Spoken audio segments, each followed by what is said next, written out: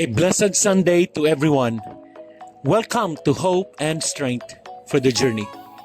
Our scripture verse for today is found in the book of Matthew chapter 28 verse 6 says, "He is not here, for He is risen. As He said, come, see the place where the Lord lay." Magandang araw po sa ating lahat. Ngayong araw na ito, ipinagdiriwang natin ang pinakaimportanteng pangyayari sa kasaysayan, ang muling pagkabuhay ni Jesus. Kung walang resurrection, wala pong saysay ang ating pananampalataya. Pero dahil buhay si Kristo, buhay din ang pag-asa natin. Ang sabi ng anghel sa mga babae, wala na siya rito. Siya'y muling nabuhay gaya ng kanyang sinabi. Hindi siya nawala. Bumangon siya, buhay siya.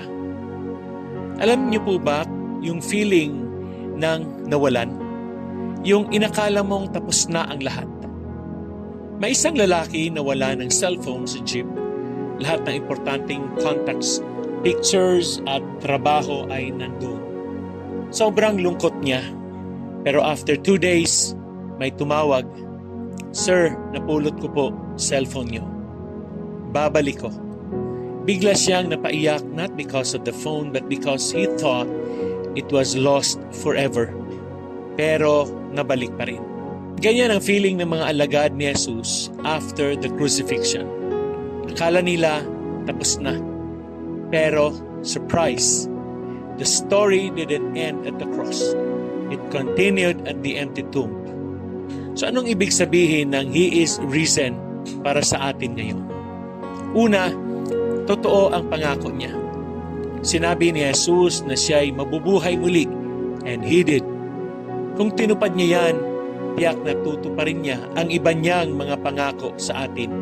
Kapayapaan, kapatawaran, at buhay na walang hanggan. Pangalawa, may pag-asa tayo kahit sa kamatayan. Hindi natatapos ang buhay sa libingan dahil nabuhay siya. May buhay din tayong darating. Amen. Pangatlo, dapat ibahagi ang balita. Ang utos ng anghel, come and see, then go and tell. Tayo rin, nakita na natin ang pananampalataya, kaya ishare natin ang mabuting balita. Buhay si Jesus. Amen. Tanungin natin ang ating sarili, naniniwala ba talaga ako na buhay si Jesus? Hindi lang sa isip, kundi sa puso. Namumuhay ba ako na parang may tagumpay na? O parang talo pa rin? Sino sa paligid ko ang nangangailangang marinig na may bagong simula dahil buhay ang Panginoon? Tayo po ay manalangin. Panginoong Jesus, salamat sa tagumpay ng iyong muling pagkabuhay. Salamat na kahit iniwan ka sa krus, hindi doon nagwakas ang istorya.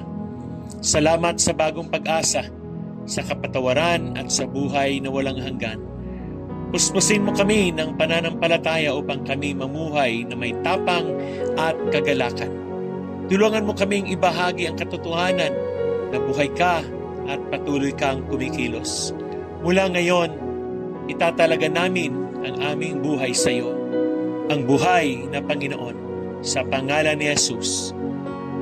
Amen and amen.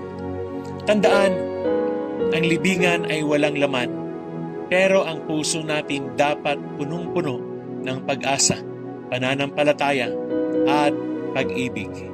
Amen. God bless you and your family.